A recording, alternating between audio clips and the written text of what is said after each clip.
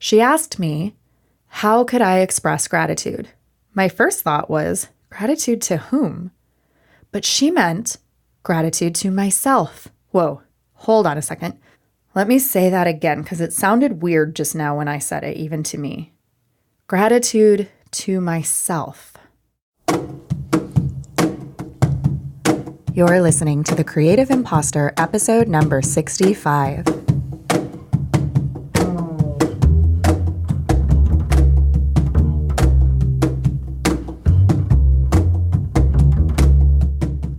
Welcome to The Creative Imposter. I'm Andrea Klunder, and I just need to take a quick minute to pop in here with a short, sweet, solo episode. Well, you know how I get. It might not be that short, but it will be good, I promise. The links for all of the resources I mention will be in the show notes for this episode, 65. Show notes are the full description of the episode in whichever app you are using right now to hear this show. And the show notes are always available at thecreativeimposter.com / and then 3 digits that correspond to the episode number. So in this case, thecreativeimposter.com / 065. So I just released an episode in my new-ish podcast about the craft of podcasting, Podcast Envy, all about downloads, numbers, stats, etc. And you probably know already how I feel about using those metrics as a measure for success from my Creative Imposter episode number 57, What Do Numbers Have to Do with Success? And I pose a question that applies to areas of life and work beyond podcasting, because I know you are not all podcasting yet. And this question is, if these numerical metrics that we have for measuring the success of something were to disappear, if you could not easily see how many followers you had on Facebook or Instagram, how many people liked your picture or video or retweeted your post, if you had no idea how many people were subscribed to your email newsletter or opened it, or unsubscribed for that matter, if you did not have a head count for the audience of your talk or your show, if you did not see an actual number, how would you measure success? How would you value your own work? Sometimes I feel like my numbers are way too low. Like I'm working and working and working, and no one notices or cares. Like I'll never reach that critical mass of followers where suddenly the conversion statistics come out to actual sales of services and I can actually earn a sustainable, comfortable income off of the content that I work so hard to create. And sometimes I feel like a fraud, teaching podcasting classes and standing up and doing workshops, encouraging hundreds of other people to create a podcast and being positioned as the expert or making recommendations on gear, equipment, and software when certainly there are other people out there who know a lot more in that particular department than I do. And yet I keep putting myself out there despite those feelings. For example, I keep applying to speak at various conferences and events and being rejected time and again. I know in my heart that it's partly because my social media follower numbers are low. I am not perceived as enough of an influencer. For example, I keep pitching potential clients with my podcast coaching, production, and editing services, detailed proposals, free phone calls, meetings, and then crickets. I don't hear back. And I know deep down it's because somehow I haven't presented myself in the right way. I'm not professional enough. I'm not engaging enough. I'm not organized enough. For example, I keep asking for listeners to join my email list or the Creative Imposter Facebook group or the Chicago Women's Creative Collective meetup. I keep asking people to contribute to the show on my Patreon page as little as $2 per month for the content I'm offering. And it's like a ghost town over there. I sense that it's because what I'm creating isn't compelling enough, important enough, sexy enough, consistent enough, valuable enough. It's not enough. I look around at other people. Oh yeah, you know what's coming. The comparison trap. To quote Melissa Dinwiddie from an early episode of The Creative Imposter, People I know in my professional world, people I follow on social media, podcasters I listen to, and I see them rising. I see them getting the speaking gigs. I see them with successes and wins. I see them getting selected, being picked, receiving public validation for their ideas, the work that they're doing, the movements they're creating. And for the most part, I'm happy for them.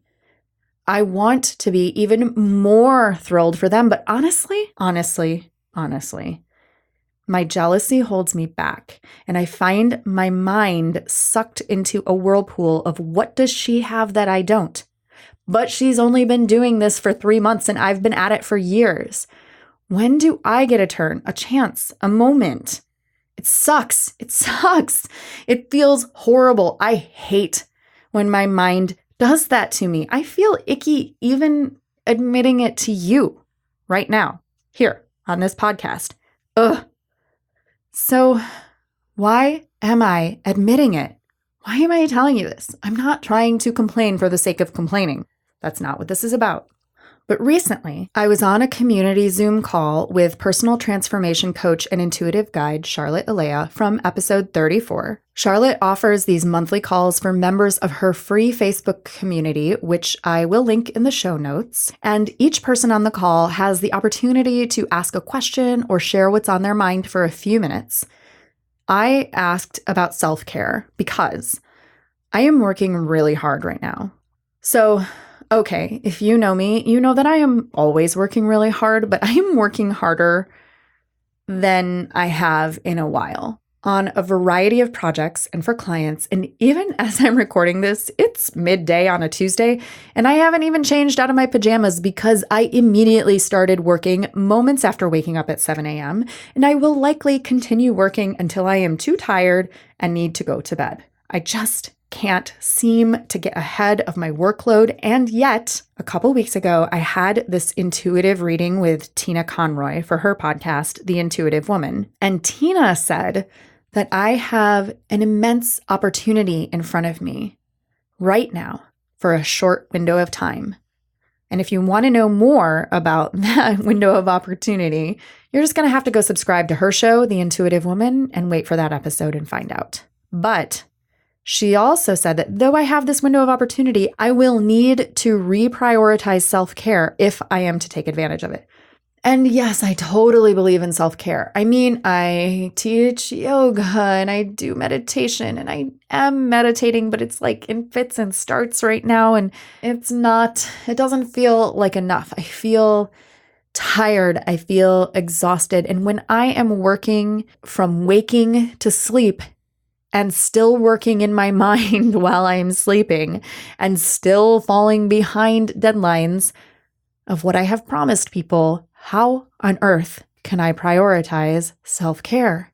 So that was my inquiry. And then on the Zoom call, Charlotte said something about gratitude.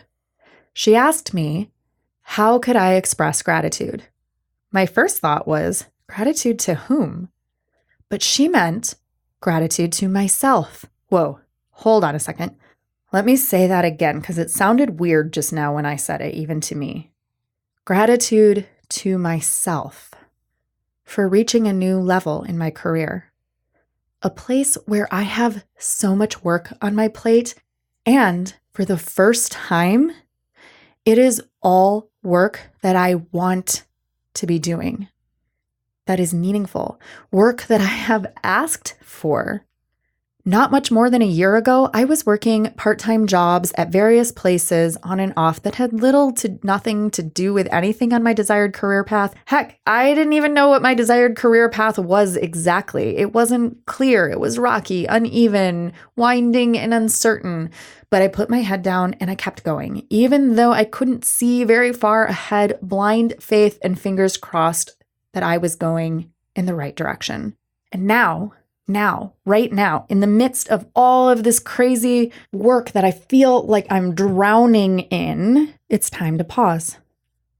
Take a deep breath, lift my head, and look around. You know those conference speaking applications and rejections?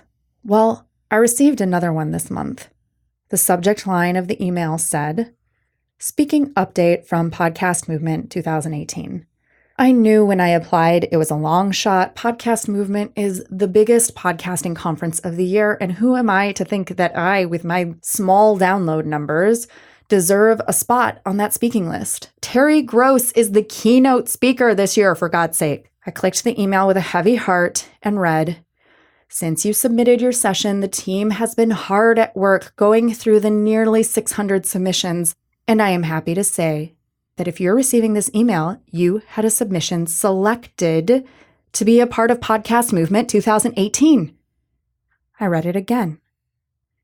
I am speaking at Podcast Movement in Philadelphia this July, and it is all because of the very unique and not always easy work that I have been doing for the past year with high school students in the Diverse Learning Program to produce Power Your Story podcast, linked, of course, in the show notes so you can check it out. You know the crickets chirping I've been getting with potential podcasting clients? Well, I heard back from the biggest cricket of my career to date in January, and as of right now, am in the midst of producing a pilot season of a new podcast for the Santa Fe Opera. And you know the endless requests to join my email list, Facebook group, meetup group, events, and contribute on Patreon? Well, all of that is coming too. Who knows how or when? The point is, this whole time I thought I was moving along slowly, sluggishly at a snail's pace, a flat path, perhaps even going around in circles. And really, the whole time I was ascending a mountain. And I'm not at the top yet, but I do get to look around and see further than I ever have before and have just a moment of gratitude to myself for guiding me here before I get back to work and start climbing again. And just one quick anecdote. This weekend, I visited my parents in Michigan, which is yet another thing I probably don't do enough. My dad has been super into yoga the past few years at this particular studio that teaches Iyengar style, which is related to, but also very different from the vinyasa style that I typically practice and teach. He invited me to a class, level 1, 2, and I was very happy to go.